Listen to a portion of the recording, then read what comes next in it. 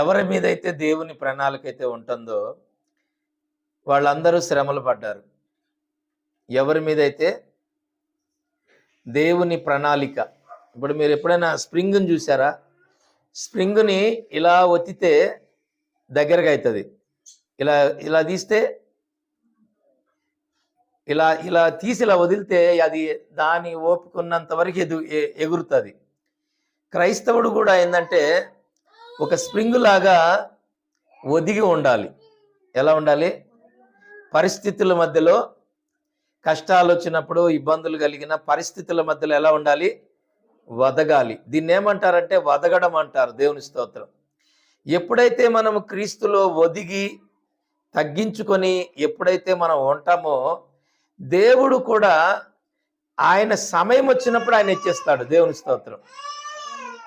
ఏం కావాలి? దేవునికి సమయం రావాలి. నీకు నాకు సమయం వచ్చిందని, నీ సమయం వచ్చినప్పుడు నీకు, నా సమయం వచ్చినప్పుడు నాకు, మన అక్కర్లన్నీ మన అవసరాలన్నీ తీరాలనుకున్నప్పుడు అవి తీరవు.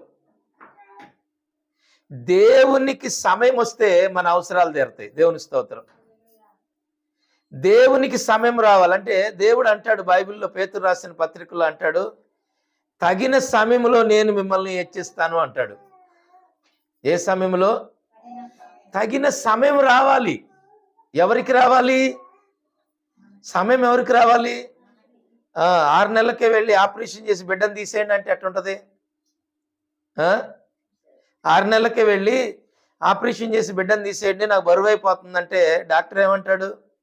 అమ్మా సమయం ఇంకా రాలేదు, నీకు సమయం వచ్చినప్పుడు నేను ఇచ్చిన డేట్ ప్రకారం రా అంటాడు. అలాగే దేవుడు కూడా సమయం వచ్చినప్పుడు ఆశీర్వదిస్తాడు. ఆ సమయం వచ్చిందాక దేవుని యొక్క ప్రణాళికలో, దేవుని ప్రణాళికలో ఉన్నటువంటి మనము ఒదిగి ఉండాలి. దేవుని స్తోత్రం. ఎలా ఉండాలి? ఒదిగి ఉండాలి. ఆ ఒదుగుదల అనేది మనకు లేకపోతే మనము దేవుణ్ణి వెంబడించలేం, యేసుక్రీస్తు ప్రభుని వెంబడించలేం. మధ్యలోనే వెళ్ళిపోతూ ఉంటాం, మధ్యలోనే ఎటోగట్టు వెళ్ళిపోతూ ఉంటాం. అంటే ఇక వాళ్ళ ఇష్టం. దేవుని స్తోత్రం. వదగడం అనేది, ఎదగడానికి అనేది ఒక మార్గం. దేవుని స్తోత్రం. వదగడము, ఎదగడానికి. నువ్వు ఎదగాలంటే వదగాలి. బైబిల్ ఏమంటదంటే తన్ను తాను తగ్గించుకున్న వారు హెచ్చించబడతారు. అంటే తగ్గించుకోవడం అంటే నువ్వు చేతగాని వ్యక్తివని కాదు. తగ్గించుకోవడం అంటే నువ్వు చేతగాని దానివని, నువ్వు చేతగానోడు అని కాదు ఇక్కడ లెక్క.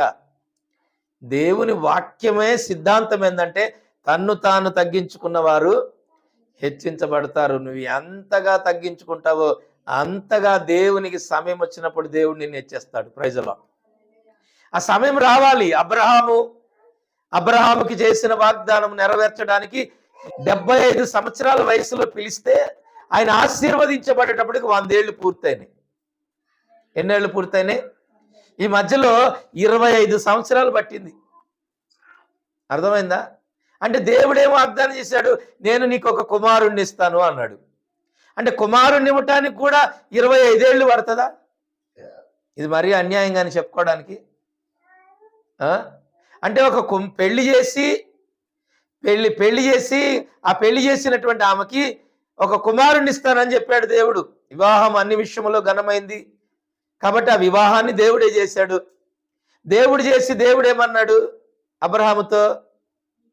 నీకు ఒక కుమారుణ్ణి ఇస్తా అంటే కుమారుణ్ణి ఇస్తానప్పటికీ అబ్రహాము నమ్మి ఆ దేవుణ్ణి వెంబడించుకుంటూ వెళ్ళిపోయాడు.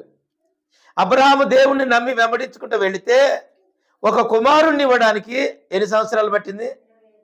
25 సంవత్సరాలు కూడా అబ్రహాము ఒదిగే ఉన్నాడు. దేవుని స్తోత్రం. అంతే. దేవుడు పరీక్షిస్తున్నాడు. దేవుని సన్నిధిలో కొన్నిసార్లు కొన్ని ఏండ్లు పట్టొచ్చు దేవుని ఆశీర్వాదం అనేది మన మీదకి రావడానికి. అప్పటిదాకా నువ్వు ఒదిగి ఉండాలి. ఎలా ఉండాలి? వదగాలి, తగ్గించుకోవాలి. అబ్రహాము తను తగ్గించుకున్నాడు, తను ఒదిగి జీవించాడు. దేవుని ప్రణాళిక అబ్రహాం మీద ఉంది. దేవుని ప్రణాళిక అబ్రహాం మీద ఉంది. అబ్రహాం మీద దేవుని ప్రణాళిక ఉంది కాబట్టి అబ్రహాముకి శ్రమలు వచ్చినాయి. శారాకు శ్రమలు వచ్చినాయి, అవమానాలు వచ్చినాయి. ఎవరన్నా ఊరుకుంటారా? 25 సంవత్సరాలకు కూడా పిల్లలు పుట్టపోతే పోనీలేమ్మా నువ్వు మంచిదానం అంటారా? పోనీలే మంచివాడా అంటారా? మరి నిందలు అయినా కూడా మరి ఒదిగి దేవుని వాగ్దానం కొరకు వారు కనిపెట్టుకున్నారు కాబట్టి 25 సంవత్సరాల తర్వాత దేవుడు అబ్రహాము కుమారునిచ్చాడు. దేవుని స్తోత్రం. కుమారునిచ్చి అంటాడు, ఆకాశములో ఉన్నటువంటి నక్షత్రముల వలె, భూమి మీద ఉన్నటువంటి ఇసుక రేణువుల వలె నీ సంతానం విస్తరించబడబోతుంది అన్నాడు. ఉన్నది ఒక్కడే. మరి దేవుని మాటలు ఎట్లున్నాయి? ఆకాశములో నక్షత్రాలను చూడు, సముద్రములో ఇసుక రేణువులు చూడు, ఎంత సంతానం నీకేస్తా. ప్రైజ్లో ఉన్నదేమో ఒక్కడు ఇసాకు. మరి ఇంత పెద్ద ఆశీర్వాదం ఏడి నుంచి వస్తుంది? అది ఇవాళ అలాగే ఉంది అబ్రహాం సంతానం. ఇవాళ ఇక్కడ మనం ఎవరో అబ్రహాము సంతానమే. దేవుని స్తోత్రం. భూప్రపంచం మీద అబ్రహాము సంతానము నిజంగానే ఆకాశ నక్షత్రముల వలె, ఇసుక రేణువుల వలె విస్తరించబడింది. ఎలాగా? దేవుడు చేసిన వాగ్దానాన్ని కనిపెట్టుకొని ఒదిగి ఉన్నారు వాళ్ళు. దేవుని స్తోత్రం. తగ్గించుకున్నారు. అందుకనే దేవుడు వాళ్ళని హెచ్చించాడు. ఇవాళ నిన్ను, నన్ను, మనల్ని దేవుడు హెచ్చించపోవడానికి గల కారణం ఏంటి అంటే, మనకు ఒదిగే గుణం లేదు, తగ్గింపు జీవితం లేదు. మనకున్నదంతా తొందరపాటు, అదురుపాటు. ఏ పాటలు ఉన్నాయి మనకి? అందుకని ఇన్ని పాటలు. గట్టిగా అల్లు చెబుతారా? అందుకని ఇన్ని పాటలు పాడుతున్నాం. మనం ఇన్ని పాటలు పట్టడానికి గల కారణం ఏంటంటే తొందరపాటు వల్ల, అదురుపాటు వల్ల. ఏమండి, ఎవడైనా ఎలికి ఎక్కిరిచ్చిందని చెప్పి ఇల్లు తగలబెట్టుకుంటాడా? ఎలుకలు ఎక్కిరిస్తాయి. ఏనుగు పోతా ఉంటే కుక్కలు ఎన్నో మరుగుతాయి. నీ పరిస్థితిని బట్టి ఎన్నో మరుగుతుంటాయి. అయినా కూడా ఒకటి గుర్తుపెట్టుకో, దేవుని వాగ్దానం నా పట్ల ఉంది. దేవుని స్తోత్రం. హల్లెలూయా. దేవుని యొక్క వాగ్దానం నాకుంది. నాకు దేవుడు వాగ్దానం చేశాడు కనుక ఆ వాగ్దానం వైపు నువ్వు చూడాలి తప్ప అరిసే కుక్కల వైపు, మొరిగే కుక్కల వైపు మనం చూడాల్సిన అవసరం లేదు. ఎవరి వైపు చూడాలి? దేవుని వైపు చూడాలి. ఎందుకంటే నీకు, నీ కుటుంబానికి దేవుడు ఒక వాగ్దానం చేశాడు. వాగ్దానం చేసిన దేవుడు నమ్మదగినవాడు. నువ్వు చూడాల్సింది దేవుని మాట వైపు చూడాలి. ఎందుకంటే మాట ఇచ్చిన దేవుడు మాట తప్పడు. నీకు వాగ్దానం ఉంది కదా, దేవుడు నీకు ప్రమాణం చేశాడు కదా, నేను నిన్ను ఆశీర్వదిస్తాను, నీకు ఇది ఇస్తానన్నాడు కదా, దాని వైపు చూడు. మనుషుల వైపు ఏం పని? మొరిగే వాళ్ళ వైపు ఏం పని? కరిసే వాళ్ళ వైపు ఏం పని? వెనక్కి గుంజే వాళ్ళ వైపు ఏం పని? వీళ్ళ వైపు చూడాల్సిన అవసరం లేదు. నువ్వు చూడాల్సింది దేవుడిచ్చిన వాగ్దానం వైపు. దేవుడు ఒక మాట ఇచ్చాడు, నేను నిన్ను ఆశీర్వదిస్తానన్నాడు, నేను నిన్ను దీవిస్తానన్నాడు, నేను గొప్ప జనంగా చేస్తానన్నాడు. ఆ మాట పట్టుకో. దేవుని స్తోత్రం. అది గట్టిగా పట్టుకొని నువ్వు దాన్ని ఎత్తిపట్టి నువ్వు ప్రార్థన చేస్తే ఆయనకి సమయం వచ్చినప్పుడు దేవుడు నిజంగానే ఆశీర్వదిస్తాడు. Praise the lord. ఆయనకి సమయం వచ్చినప్పుడు నిజంగా హెచ్చిస్తాడు. ప్రియమైన దేవుని బిడ్డలారా, ఒకరోజు యేసుక్రీస్తు ప్రభువారి దగ్గరికి వచ్చి ఒక ఆయన ఏం అడిగాడంటే, బోధకుడా మీరు ఉండేది ఎక్కడా అని అడిగాడు. ఏమడిగాడు?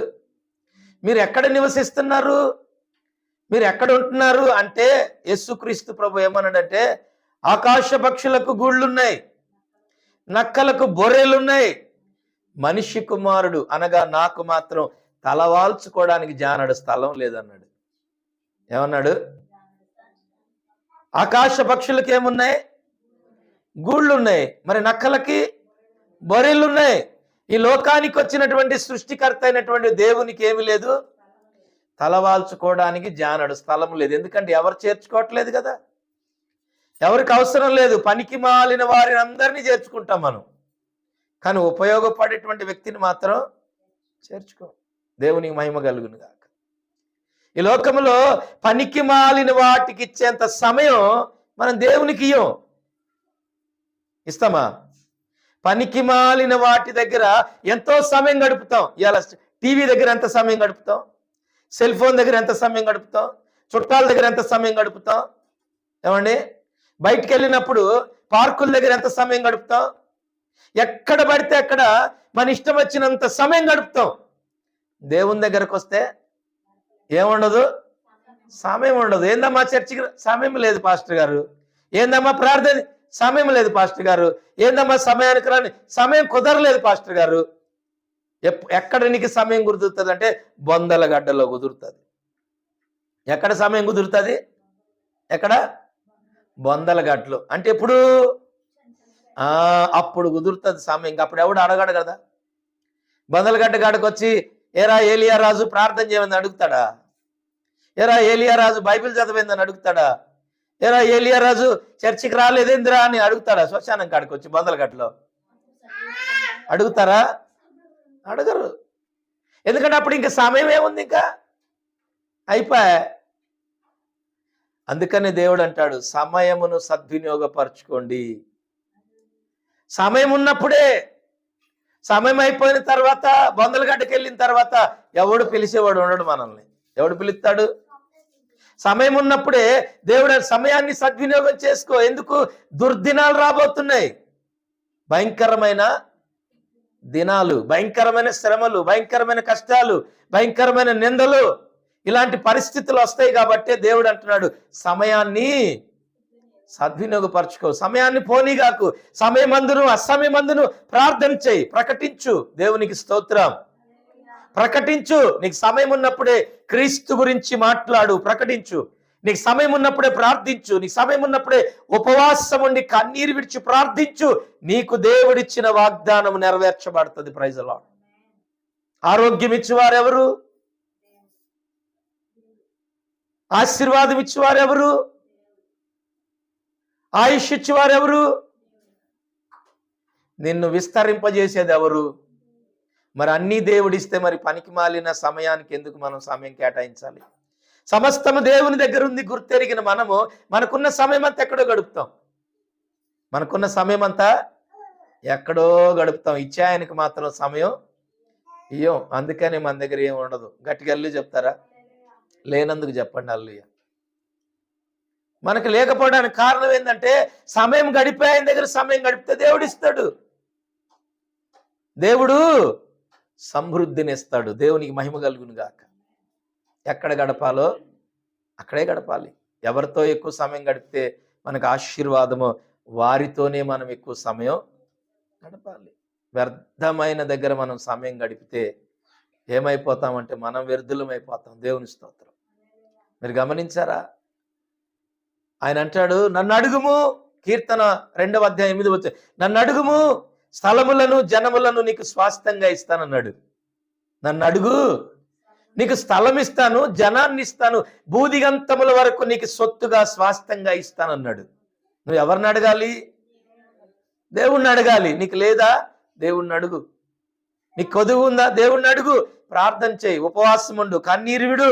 2 రోజుల, 3 రోజుల, 4 రోజుల, వారం రోజుల ఆ కార్యం జరిగేంత వరకు మొర పెడుతూనే ఉండు. దేవునికి స్తోత్రం.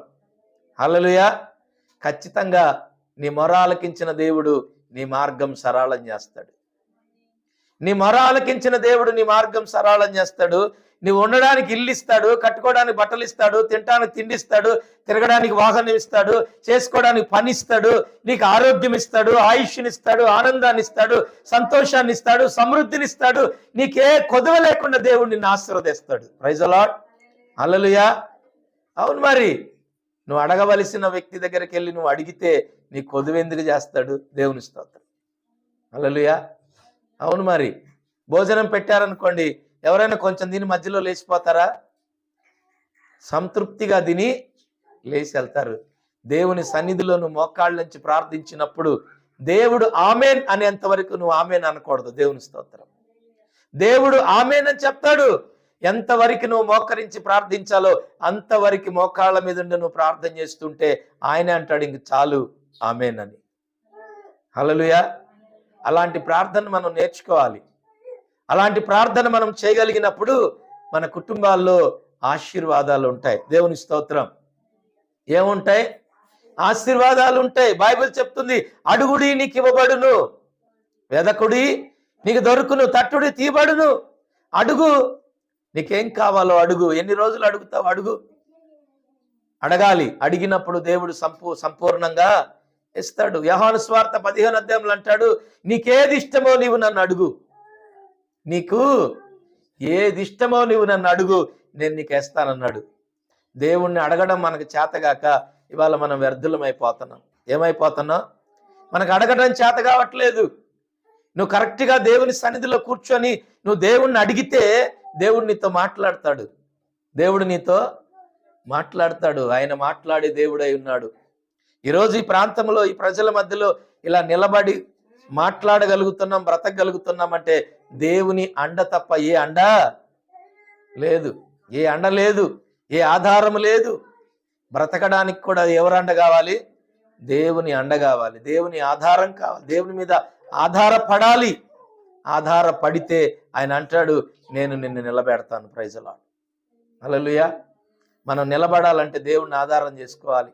మనం నిలబడాలంటే దేవుణ్ణి అడగాలి. ప్రభువా, నేను ఎక్కడ ఉంటే నేను ఆశీర్వదించబడతాను, నేను ఎక్కడికి వెళ్ళాలి, ఏం చేయాలి ప్రభువా, నా పరిస్థితి ఏంటి, అయ్యా అయ్యా అని దేవుని దగ్గర మనం బతిలాడుకుంటే దేవుడు ఏం చేస్తాడంటే మంచి మార్గాన్ని చూపిస్తాడు. అడగాలి, ప్రభువా నేనేం చేయాలి, ప్రభువా నాకు బయలుపరచు, ప్రభువా నాతో మాట్లాడు, ప్రభువా నన్ను దర్శించు నాయన, అయ్యా అయ్యా అని చెప్పి దేవుని సన్నిధిలో మొరపెడితే దేవుడు నీకు దర్శనం ఇస్తాడు, దేవునితో మాట్లాడతాడు. చిన్నప్పుడే మోషే పుట్టిన వెంటనే మోషే కష్టాలు వచ్చినాయి. మోషే పుట్టిన వెంటనే కష్టాలు ప్రారంభమైనాయి. ఆ ప్రాంతంలో 2 సంవత్సరాల పిల్లల్ని మొత్తాన్ని నరికివేయమని ఒక ఆర్డర్ వచ్చింది. అప్పుడు మోషే వయసు ఎంత? 2 సంవత్సరాలు. ఆ వయసులో వారి తల్లి వాళ్ళ అక్క ఏం చేశారంటే ఓ జమ్ము పెట్టెలో పెట్టి ఏంది దాని కీలు పూసేసి ఆ పెట్టెకి నైలు నదిలో పడేశారు ఆయన్ని. ఎక్కడేశారు? 2 సంవత్సరాల పిల్లోడు. అందరు పిల్లల్ని చంపేస్తుంటే ఈ మోషేని మాత్రం వాళ్ళ తల్లికి, ఆ అక్కకి దేవుడు ఆలోచన ఇచ్చాడు.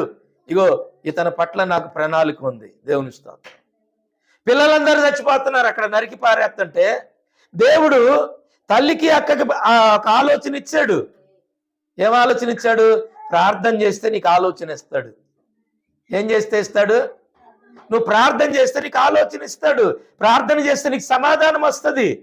వాళ్ళు ప్రార్థనా పరులు గనక వారికి ఆలోచన ఇచ్చాడు. ఇదిగో నీ తమ్ముడు, ఇదిగో నీ కొడుకుని ఈ పెట్టెలో పెట్టి ఈ నైల్ నదిలో వేయమని. ఆ నైల్ నదిలో ఆ జమ్ము పెట్టెలో పెట్టి ఆ నదిలో వేస్తే ఆ నదిలో పడి ఆ పెట్టె కొట్టుకుపోతా ఉంది. ఒక చెట్ల దగ్గర ఒక నాసులో ఆ పెట్టె ఆగిపోయింది. ఆగిపోయినప్పుడు ఆ దేశపు రాణి, ఐగుప్తు దేశపు రాణి, రాజుగారి యొక్క కుమార్తె, ఏ రాజు అయితే 2 సంవత్సరాల పిల్లల్ని చంపమన్నాడు అదే రాజుగారి ఇంట్లో మోషేని దేవుడు పెంచాడు. Praise the lord. నీ శత్రువుల మధ్యలో నిన్ను ఆశీర్వదిస్తాడు దేవుడు. నిన్ను ఇబ్బంది పెట్టేవారి మధ్యలో, నీ శత్రువుల మధ్యలో, నీకు ఆటంకాలు ఉన్న కాడే ఆశీర్వదించ సత్తా కలిగిన దేవుడు ఆయన. నువ్వు ప్రార్థన చేస్తే. Praise the lord. హల్లెలూయా. ఎక్కడ నీకు ఆటంకాలు ఉంటాయో అక్కడే నువ్వు ఆశీర్వదింపబడతావు. ఎక్కడ శ్రమలు ఉంటాయో అక్కడ ఆశీర్వదింపబడతావు. ఎక్కడ నీకు శత్రువులు ఉంటారో అక్కడ ఆశీర్వదింపబడతావు. మోషే ఎక్కడ ఎదిగాడు? శత్రువు ఇంట్లోనే పెరిగి పెద్దవాడయ్యాడు. మోషే మీద దేవుని ప్రణాళిక ఉంది కాబట్టి దేవుడు ఆయనకు ఆయుష్ని ఇచ్చాడు, ఆరోగ్యాన్ని ఇచ్చాడు. శత్రువు ఇంట్లో పెరిగాడు, కొన్ని లక్షల మందికి నాయకుడయ్యాడు. దేవుని స్తోత్రం. హల్లెలూయా. కొన్ని లక్షల మందికి నాయకుడయ్యాడు. ఈరోజు నీ పట్ల దేవుని ప్రణాళిక ఉంటే నువ్వు ఎక్కడున్న దేవుడు నిన్ను వాడుకుంటాడు. Praise the lord. హల్లెలూయా. ముందు అది చూడు. అయ్యా నా కుటుంబం పట్ల నీ ప్రణాళిక ఏంటి? నా బిడ్డల పట్ల నీ ప్రణాళిక ఏంటి? నా పట్ల నీ ప్రణాళిక ఏంటి? నన్ను ఎందుకు ఈ స్థితిలో ఉంచావు? నేను ఎందుకు ఈ స్థితిలోకి వెళ్ళిపోయాను? ప్రభువా నా పట్ల నీ ఆలోచన ఏంటయ్యా అని నువ్వు ప్రార్థన చేస్తే నీకు బయలుపరుస్తాడు. Praise the lord. హల్లెలూయా. నీకు దేవుడు దర్శనమిస్తాడు. యేసుక్రీస్తు ప్రభు వారు ఈ భూమి మీద పుట్టినప్పుడు యూదులకు రాజు పుట్టాడని ఆ రోజుల్లో 2 సంవత్సరాల పిల్లల్ని నరికేమని, ఆ రోజుల్లో కూడా 2000 సంవత్సరాల క్రితం యేసు ప్రభు వారు పుట్టినప్పుడు కూడా షేమ్ అదే వచ్చింది. యేసోబు మరియమ్మలు ప్రార్థనా పరులు గనుక తల్లిదండ్రులకు దేవుడు బయలుపరిచాడు. ఇదిగో నీ కుమారుని తీసుకొని నజరేత్ అనే ఒక పట్టణానికి మీరు వెళ్ళిపోండి అన్నాడు. ఊరు మొత్తం రక్తంతో రక్తపు డేర్లు పారిపోతున్నాయి. పిల్లలందరినీ చంపేస్తున్నారు, 2 సంవత్సరాల పిల్లల్ని. అప్పుడు మరియమ్మకు మా యేసోబుకు దేవుడు స్వప్నమందు మాట్లాడాడు. ఒక కలలో దేవదూత వచ్చి చెప్తుంది, ఇదిగో నీ కుమారుణ్ణి తీసుకొని మీరు నజరేతుకి వెళ్ళండి. ఎందుకు? నీ పట్ల, నీ కొడుకు పట్ల ప్రణాళిక ఉంది. Praise the lord. నీ కుటుంబం పట్ల ప్రణాళిక ఉంది. ఆ ప్రణాళిక ఉన్నప్పుడు నువ్వు ప్రార్థన చేస్తే నీకు మార్గం తెరవబడుతుంది. ప్రార్థనే లేకపోతే నీకు మార్గం ఏడ తెరవబడుతుంది? దేవుడు ఏడ మాట్లాడతాడు? నీకేం ఆలోచన కలుగుతుంది? నీకేం దర్శనం కలుగుతుంది? నీకేం కలగదు. దేవుని స్తోత్రం. నువ్వు ప్రార్థన చేయి, దేవుణ్ణి అడుగు, ఉపవాసాలు ఉండు, కన్నీరు కార్చు. ప్రభా ఏంటి నా పరిస్థితి అంటే దేవుడు నీకు మార్గం చూపిస్తాడు. ఇదిగో ఈ మార్గంలో వెళ్ళు. Praise the lord. ఈ స్థలానికి వెళ్ళు, ఈ ప్రాంతానికి వెళ్ళు, నేను నిన్ను ఆశీర్వదిస్తానంటాడు. ఎందుకు? పిచ్చోళ్ళై ప్రార్థన చేయటం లేదు. ఇక్కడ ఓ దర్శనం ఉంది. Praise the lord. ఓ దర్శనం ఉంది. ఇక్కడికి వచ్చినప్పుడు, కిరాయికి ఉన్నప్పుడు నేను ఇక్కడ ఉండను, నేను వెళ్ళిపోతానంటే దేవుడు ఇల్లు ఇచ్చాడు. Praise the lord.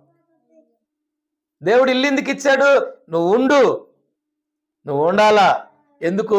నీ పట్ల నాకు ఒక ప్రణాళిక ఉంది. అందుకనే సహాయం చేసేవాళ్ళు ఎవరు లేకపోయినా మొండికి పడి ప్రార్థన ఎందుకు చేస్తున్నావు తెలుసా? దేవుని దర్శనం ఉంది. Praise the lord. దేవుని దర్శనం దేవుడు ఏదో ఒక రోజు ఖచ్చితంగా నెరవేర్చబోతున్నాడు. ఆమేన్. దేవుడు నమ్మదగిన వాడు, నెరవేరుస్తాడు. గనుకనే ఇదిగో అలా గట్టిగా పట్టుకొని ఊగలాడుతూ ఉండారు. దేవునికి మహిమ కలుగును గాక. పారిపోవడం గొప్పతనం కాదు, పరిగెత్తడం గొప్పతనం కాదు, అదిరిపోయి బెదిరిపోయి వెళ్ళిపోవడం గొప్పతనం కాదు. శత్రువుల మధ్యలో దేవుడు నిన్ను ఆశీర్వదిస్తాడు. సమస్యలు ఉన్న కాడ దేవుడు నిన్ను ఆశీర్వదిస్తాడు. ఇబ్బందుల కాడ దేవుడు నిన్ను ఆశీర్వదిస్తాడు. ఆటంకాలు ఉన్న కాడ దేవుడు నిన్ను ఆశీర్వదిస్తాడు. ప్రార్థన చేయి, నీ దర్శనం నెరవేర్చబడుతుంది. హల్లెలూయా. నువ్వు ప్రార్థన చేయాలి. యేసోబు విషయంలో మీరు గమనించండి. యేసోబు విషయంలో భయంకరమైన శ్రమలు వచ్చినాయి. యేసోబు మీద ఒక దర్శనం ఉంది దేవునికి. అన్నదమ్ములే తీసుకుపోయి ముస్లిమ్స్ వాళ్ళకి ఆ యొక్క ఇస్మాయిలీలకు అమ్మేశారు. ఎవరు అమ్మారు? అన్నదమ్ములు అమ్మేశారు. అన్నదమ్ముల గోతులో పడేశారు. ఇదేంటి? దర్శనాల గురించి చెప్తాడు, ప్రవచనాలు చెప్తాడు, దేవుడు దీవిస్తానంటాడు, దేవుడు నన్ను ఇంత ఎత్తు పెడతాడు, అంత ఎత్తు పెడతాడు అని చెప్పి ఏవో కళ్ళబుల్లి మాటలని చెప్పి మనల్ని హేళన చేస్తున్నాడు ఏంటని చెప్పి తీసుకెళ్లి అన్నదమ్ములు ఏం చేశారు? యేసోబుని గొంతలో వేశారు. గొంతలో పడిన యేసోబుని రూబేను తీసి ఇస్మాయిలీలకు అమ్మేశాడు బానిసగా. ఆ ఇస్మాయిలీలు తీసుకుపోయి ఐగుప్తీలకు అమ్మేశారు బానిసగా. అక్కడికి వెళ్ళి ఒక ఫరో రాజు ఇంట్లో బానిసగా కూలి పని చేసుకొని బతికాడు యేసోబు.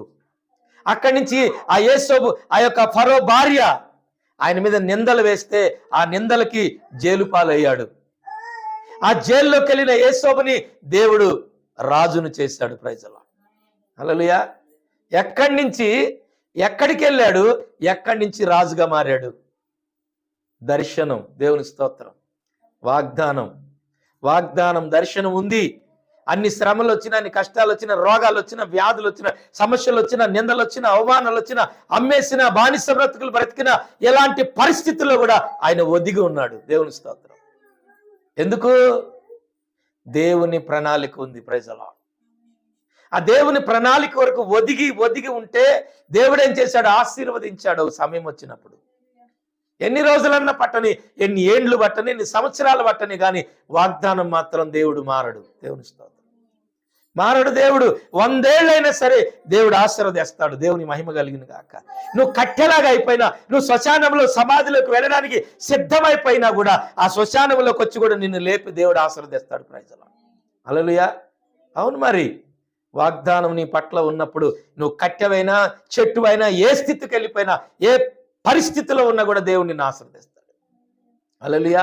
నువ్వు వట్టిగా వెండిపోవచ్చు, అయినా కూడా సరే జీవం గల దేవుడు నీకు జీవాన్ని ఇస్తాడు. Praise the lord. హల్లెలూయా. మీరు గమనించారా? హెచ్కేలు గ్రంథం 37వ అధ్యాయంలో హెచ్కేలుతో చెప్తాడు, ఒక లోయలోకి తీసుకెళ్లి దేవుడు చెప్తాడు, హెచ్కేలు ఏం కనపడుతున్నాయి నీకంటే? అయ్యా, ఈ లోయలో అన్ని ఎండిపోయిన ఎముకలు కనపడుతున్నాయి. ఏం కనపడుతున్నాయి? ఎండిపోయిన ఎముకలు, ఆ ఎముకలన్నీ కూడా ఒక దగ్గర లేవు. తల పుర్రి ఒక దగ్గర ఉంది, కాళ్ళు ఒక దగ్గర ఉన్నాయి, చేతులు ఒక దగ్గర ఉన్నాయి, మొండెం ఒక దగ్గర ఉన్నాయి. అన్ని కూడా ఎముకలన్నీ ఓ చల్లా చెదురుకు పడిపోయినాయి. ఎముకలు మొత్తం ఎముకలే. ఏచ్కేలుతో అంటున్నాడు, ఏచ్కేలు ఈ ఎముకలు బ్రతకగలవా? ఎవరంటున్నారు? దేవుడు అంటున్నాడు. ఏమంటున్నాడు? ఏమంటున్నాడు దేవుడు? ఈ ఎముకలు బ్రతకగలవా? ఎవరైనా శ్మశానానికి తీసుకొని పోయి ఈ ఎముకలు బ్రతకగలవా అంటే ఎవరన్నా ఏమంటారు? ఏమండి ఏమంటారు? ఈ ఎముకలు బ్రతకగలవా అంటే ఏమంటారు? ఎలా బ్రతుకుతాయి? ఈరోజు మన కుటుంబాలు ఒక ఎముకల్లాగా అయిపోయినాయి. ఎందుకు? పనికి రాకుండా అయిపోయినావు. అయ్యో, ఇంత నీచంగా, ఇంత దౌర్భాగ్యంగా, ఇలాంటి దీనస్థితికి దిగజారిపోయిన కుటుంబాలు ఆశీర్వదించబడతాయా? వీళ్ళు ఆశీర్వదించబడతారా అని ఎవరన్నా అడిగితే ఏమంటాం? వాళ్ళ బొంద వాళ్ళేం బాగుపడతారంటాం. ఏజ్కేలు ఏమంటున్నాడు? ప్రవక్త అంటున్నాడు, అయ్యా ప్రభువు యెహోవా నీకే తెలుసు అయ్యా. దేవుని స్తోత్రం. హల్లెలూయా. నీకే తెలుసు ఈ కుటుంబాలు ఆశీర్వదింపబడతాయా, బాగుపడతాయా, స్వస్థత కలుగుతుందా, వీళ్ళు మనుషుల్లా మళ్ళా మారుతారా అంటే నీకే తెలుసు ప్రభువా. దేవుని స్తోత్రం. నీకే తెలుసు అంటే ఏజ్కేలుతో దేవుడు అంటాడు, నోరు తెరచి ప్రవచనం ఎత్తి మాట్లాడు. Praise the lord. నువ్వు మాట్లాడు దేవునితో. నువ్వు మౌనంగా ఎంతకాలం ఉంటావు? ఎంతకాలం ఉంటావండి? నువ్వు మాట్లాడు. నీ కుటుంబ పరిస్థితులు ఎంత నువ్వు మాట్లాడితే తెలుస్తుంది దేవునికి. నువ్వు మౌనంగా ఉంటే ఎవడు పట్టించుకోండి నిన్ను. దేవుని స్తోత్రం. హల్లెలూయా. ఏజ్కేలుతో దేవుడు చెప్తాడు, నువ్వు మాట్లాడు. ఆ ఎండిపోయిన ఎముకలతో నువ్వు మాట్లాడు. నోరు తెరిచి మాట్లాడు. ఎండిపోయిన ఎముకలతో చెప్పు, ఎముకలారా మీరు బ్రతకండి అని. దేవుని స్తోత్రం. ఎప్పుడైతే ఏజ్కేలు నోరు తెరిచి దేవుడు చెప్పినట్టుగా మాట్లాడుతున్నాడో ఎండిపోయిన ఎముకలకు మాంసం వచ్చింది. ఎండిపోయిన ఎముకలను అతుక్కున్నాయి. వాడికి మాంసం వచ్చింది, నరాలు వచ్చినాయి. వాడి శరీరంలో ప్రతి అవయవము, ఏవైతే ఆ శరీరంలో ఏ అవయవాలైతే అన్ని పోయినాయో అవన్నీ మరలి తిరిగి వచ్చి అతుక్కున్నాయి. దేవుని స్తోత్రం. ఒక మహాసైన్యములా లేచి నిలబడ్డాయంట అవన్నీ ఎముకలన్నీ. సజీవంగా లేచి నిలబడ్డాయంట ఎముకలన్నీ. అలాంటి సర్వశక్తి కలిగినటువంటి దేవుణ్ణి మనం కలిగి ఉన్నాం. Praise the lord. హల్లెలూయా. నిరుత్సాహముతో, నిస్సహాయమైన స్థితిలో, నీరసంతో, కృంగిపోయి, కుళ్ళిపోతూ, నలిగిపోతూ బ్రతకమని దేవుడు చెప్పలా. ప్రార్థన చేయి. దేవుని స్తోత్రం. హల్లెలూయా. చేతగానోడు దేవుడు కాదు, మనం చేతగానోళ్ళం. దేవుడు సమర్థుడు. ఆయన సృష్టికర్త. భూమి ఆకాశములను సృష్టించిన సృష్టికర్త. ఆయన సమర్థుడు. దేనినైనా చేయగలడు అని అంటాడు. నాకు అసాధ్యమైనది ఏమైనా ఉన్నదా అన్నాడు దేవుడు. మరి దేవునికి అసాధ్యమైనది ఏమీ లేనప్పుడు దేవుని మీద ఆధారపడి బ్రతకడానికి ఏంటి నీ ప్రాబ్లం? దేవుని మీద ఆధారపడి బ్రతకడం ఏంటి ప్రాబ్లం? బ్రతుకు. దేవుని మీద ఆధారపడు. దేవుడు మాట్లాడినట్టు, దేవుడు చెప్పినట్టు విను. నీకు మంచి మార్గం తెరవబడుతుంది. Praise the lord. హల్లెలూయా. దేవుని మాట వింటే దేవుడు అంటాడు, ఎక్కడైతే ఆహారం సమృద్ధిగా దొరుకుతుందో దేవుడు అక్కడికి నడిపేస్తాడు. Praise the lord. హల్లెలూయా. అవును, మరి యెహోవా నా కాపరి, నాకు లేమి కలగదు. పచ్చిక గల చోట్ల ఆయన నన్ను పరుండజేసి ఉన్నాడు. ఎక్కడ సమృద్ధి ఉంటుందో, ఎక్కడ పచ్చిక ఉంటుందో అక్కడికి దేవుడు నేను తీసుకుపోతాడు. Praise the lord. ఈరోజు నీకేం పని లేదా? ప్రభువుని అడుగు, నీకు పని ఉన్న కాడికి తీసుకుపోతాడు. Praise the lord. ఈరోజు నీకు సహాయం చేయలేదా? సహాయం ఉన్న కాడికి దేవుడు తీసుకుపోతాడు. నువ్వు ఏ పరిస్థితిలో ఉన్నా అడగడం నేర్చుకో దేవుణ్ణి. నువ్వు అడిగితే నీకు మార్గం తెరవబడుతుంది. వారానికో, 10 రోజులకో, 5 రోజులకో, ఓ నెలకో దేవుడు నీ మార్గాన్ని, నీ విశ్వాసాన్ని బట్టి, నీ ప్రార్థన బట్టి దేవుడు కార్యం చేస్తాడు. Praise the lord. హల్లెలూయా. తప్పు నీలో పెట్టుకొని, నీలో బలహీనతలు పెట్టుకొని, నీలో అన్ని పెట్టుకొని దేవుణ్ణి అనడం తప్పు. దేవుని స్తోత్రం. దేవుణ్ణి అనడం తప్పు. దేవుణ్ణి అనకూడదు. దేవుడు అన్యాయస్తుడు కాదు.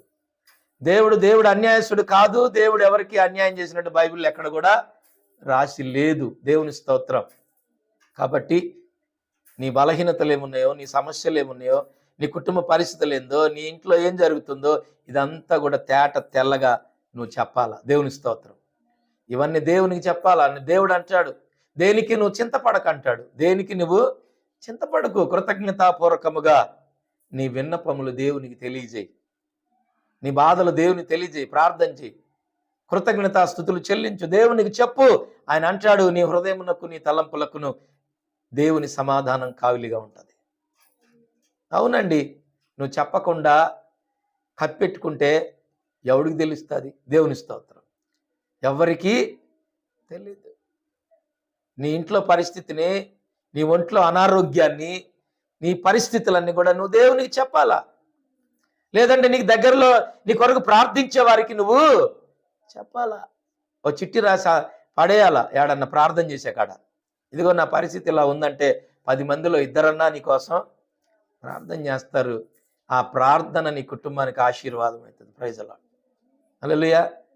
ఊరికే చెత్త కప్పెట్టినట్టుగా కప్పెట్టుకుంటే ఎన్ని రోజులు కప్పెడతావు ఆ చెత్త, ఏదో ఒక రోజు నీ ఇంట్లోంచి మురుగాసన బయటకు వస్తుంది. హల్లెలూయా. నువ్వు రోజు ఇంత చెత్త కప్పెట్టు దాంట్లో చెత్తబొట్లో, 10 రోజుల తర్వాత ఏమొస్తుంది? నా ఇంట్లో చెత్త లేదు బ్రదర్, నా ఇంట్లో చెత్త లేదు సిస్టర్, మేమంతా బాగానే ఉన్నాం, మేము బాగానే ఉన్నాం. ఖచ్చితంగా ఒక రోజు నీ ఇంట్లో ఉన్న చెత్త అంతా కూడా ఏ వాసన వస్తుంది? మురుగాసన వస్తుంది. ఈ రోజు కొంచెం ఉన్నప్పుడు ఒక మనిషితో చెప్తే సరిపోద్ది, ఆ రోజు అందరికీ ఆ వాసన పోతుంది. హల్లెలూయా. ఆ రోజు ఆ వాసన అందరికి వస్తుంది. అందరు నలుగురు అడుగుతారు, ఏందమ్మా మీ పరిస్థితి ఏందమ్మా, ఏందా ఇంట్లో వాసన ఏందమ్మా నీ నలుగురు అడుగుతుంటే అప్పుడు నీకు తలెత్తుకొని తిరగలవా? చిన్న సమస్య ఉన్నప్పుడే ఆ సమస్యను చక్కబరుచుకుంటే పెద్ద సమస్యల నుండి మనం తప్పించుకుంటాం. హల్లెలూయా. చిన్న సమస్య ఉన్నప్పుడే నువ్వు దేవుని దగ్గర చెప్పుకుంటే దేవుడు పెద్ద సమస్యలో పోకుండా నిన్ను కాపాడుతాడు. దేవుని మహిమ కలుగును గాక. దేవుడి మాటలు దీవించును గాక. ఆమేన్, ఆమేన్.